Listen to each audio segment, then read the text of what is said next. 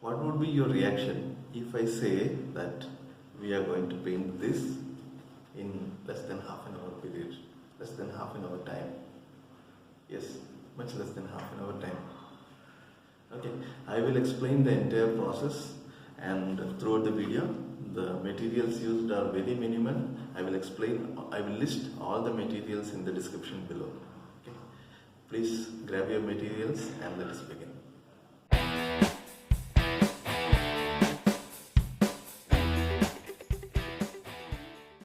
A couple of days back I did this particular painting as a demonstration work, class demonstration, and a number of people asked if I could create a tutorial for this.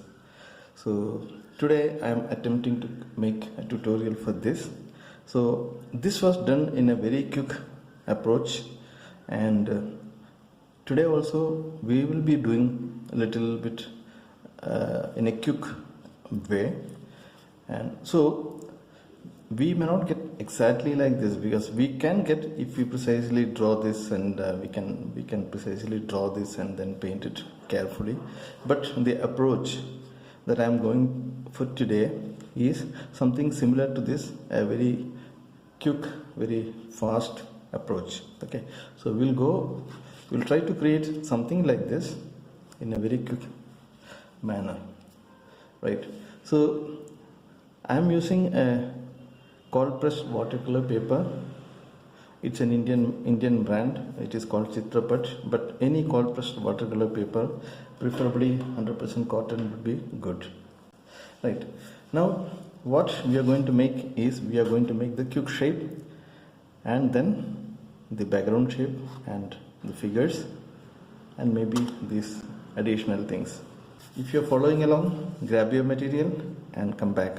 So the colors I may use are Payne grey and little bit of cerulean blue and crimson for the background.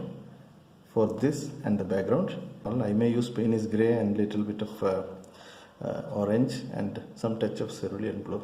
So these are the colors that I am going to use. Okay, so I am mixing. This is Payne grey. I am taking a little bit of Payne grey. My palette is having a lot of other things, in fact. Payne grey and a touch of crimson maybe to this. It is kind of a greyish purple, a touch of blue also.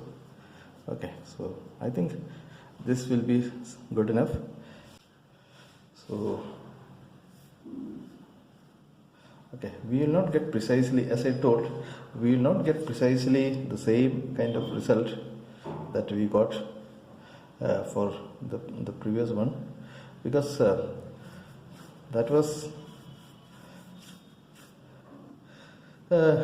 see, we are doing it in a very fast way, so whatever we do we will not get exactly like the previous one, because it's a very quick approach. Okay,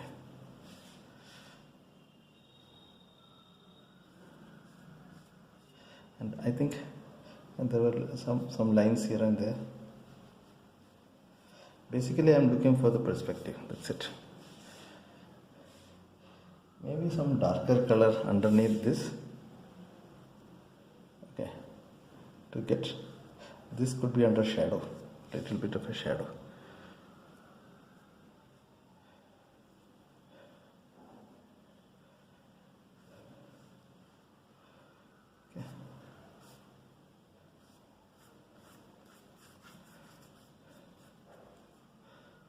There could be some sort of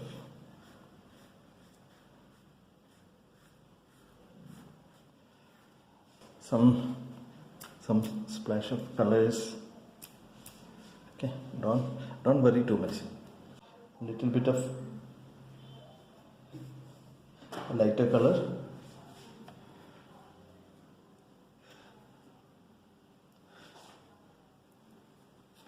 Little bit of a lighter color for some background.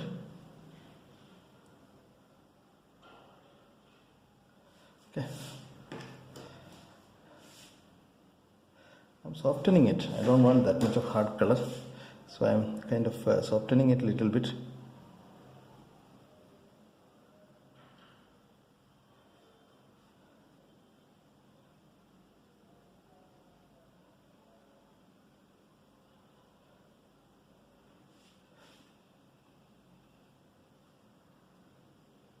We can wait until this gets dry. Some splashing here. Okay, so the idea is we'll wait until this gets dry. I'm smudging some of these edges.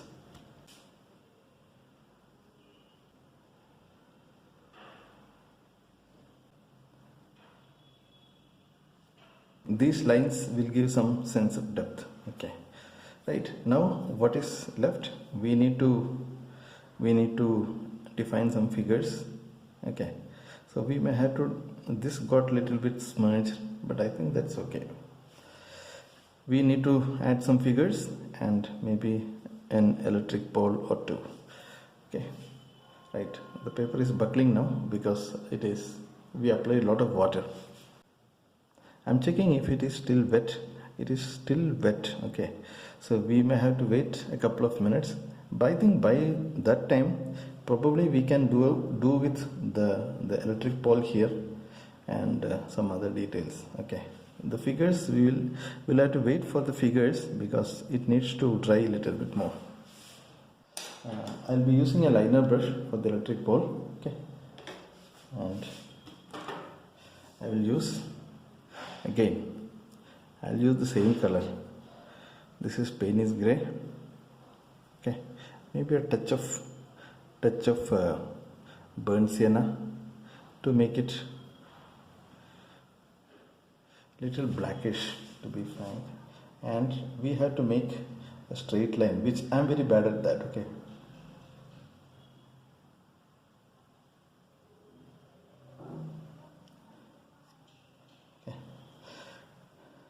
not as bad, I think. Now some more.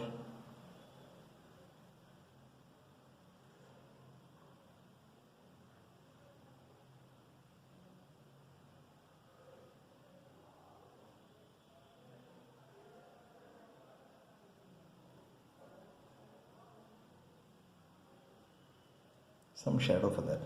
Okay, now we have to actually make these lines. Okay, it is coming from the top anyway.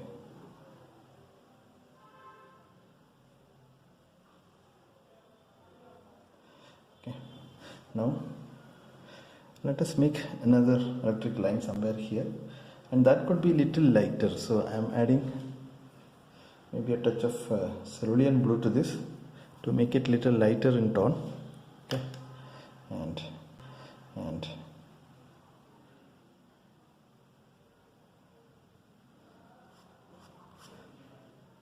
sort of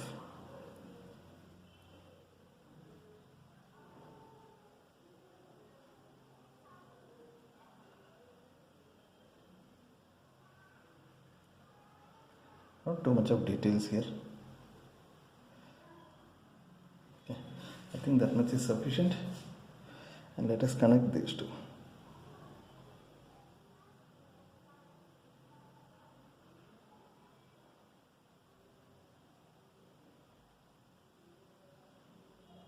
It is disappearing somewhere. Okay, I think that much is sufficient for the electric pole. Some details maybe here. Some details was there under this. Okay.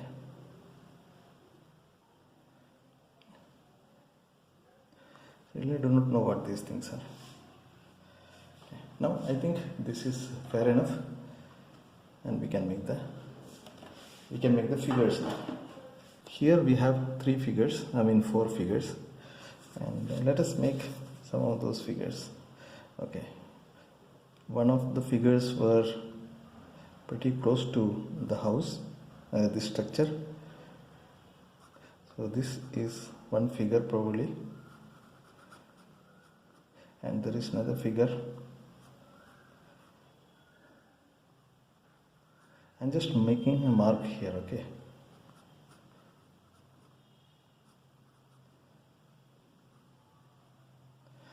Two figures, and one figure was here, which is pretty close, and you may not see it because it is a very dark background, so you may not see it, but I can see it. And there was one small figure, maybe I'll keep it here.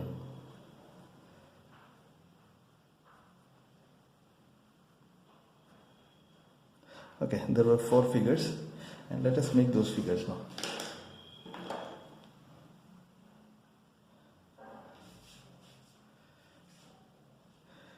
So this figure, let us give some, since it is already there on the background, I will use little bit of cerulean blue, and maybe I'll use a touch of white. Okay, I'll see if cerulean blue can work on this. Okay, let us see if cerulean blue can work.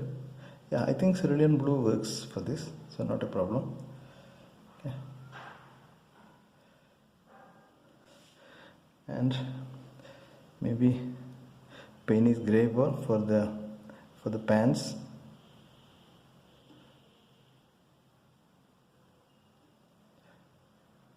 That much is sufficient for. I think I would give a touch of white for his clothing because it looks too dark to me. So I'm taking a bit of white on the tip of the brush, and I'm slightly kind of changing the color of his shirt basically. Okay, little bit, that's it. If you are very conventional, don't want to use white at all, please don't use white. Okay, so it is, and for him we can use the same color for the shirt. The background color I will retain it for the shirt, and for the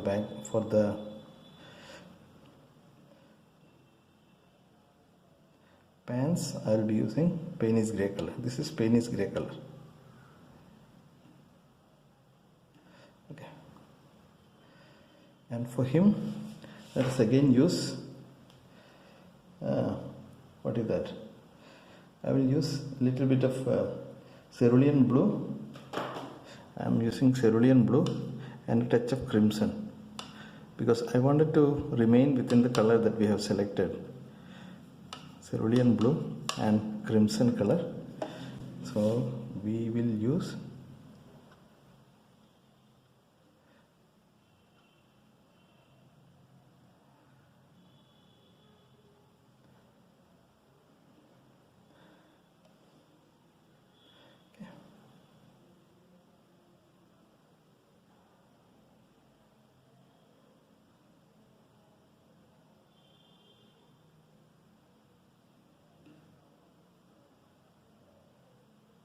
maybe he is looking a little bit down, and we need one more figure. For that I'll use cerulean blue and Payne's grey, little darker color. Payne's grey and cerulean blue, maybe a touch of crimson to make it little darker purple sort of a color, and let us make him big. Okay.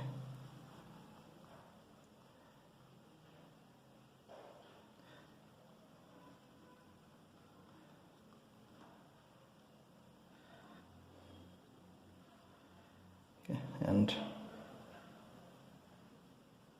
sort of a dry brush work.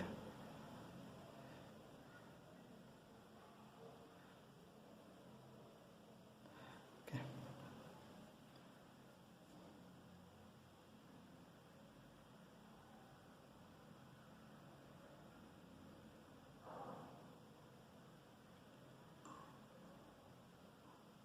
So what we need is, we need a little bit of touches of orange and white.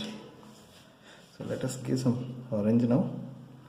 Orange, this is permanent orange from Camel artist color, but you can use any kind of a representative color. Okay, so here, okay, just it is kind of an opaque. This is opaque, pure. This is purely opaque actually, because we are using thick pigment. Okay, but that is okay. I believe it is perfectly okay. We are, to some extent, we can always use opaque colors if that is what can give you what you want.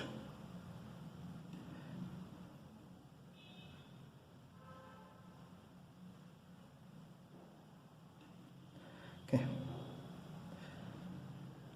I think here I'll use little red color here because he is not getting any light, so I will use instead of orange I may use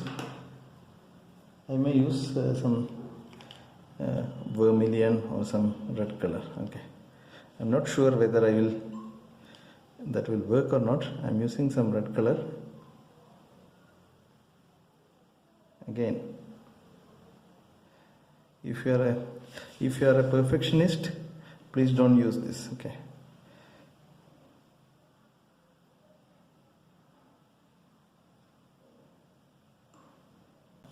if you want to avoid this kind of thick usages, I would suggest you plan it in advance, leave white spaces, and then manage in the conventional way without using opaque colors. Okay, right, now what we need is I think we need some highlight.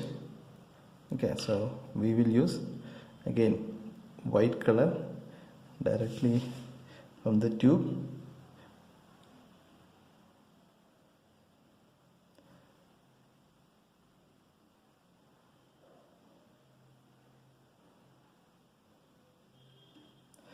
Okay, and a little bit here also.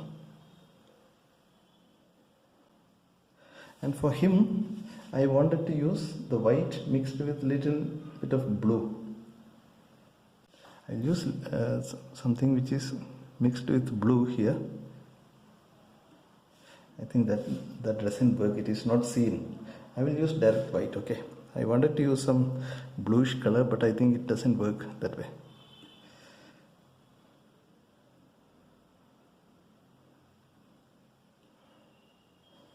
I can probably sign here. I could sign here also to compensate, to balance a little bit.